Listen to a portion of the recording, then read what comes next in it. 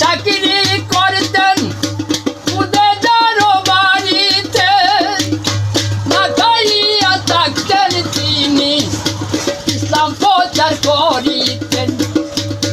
দিনের নবী চাকরি করতেন উদেদার বাড়িতে, না খাইয়া থাকতেন তিনি, ইসলাম প্রচার করিতেন।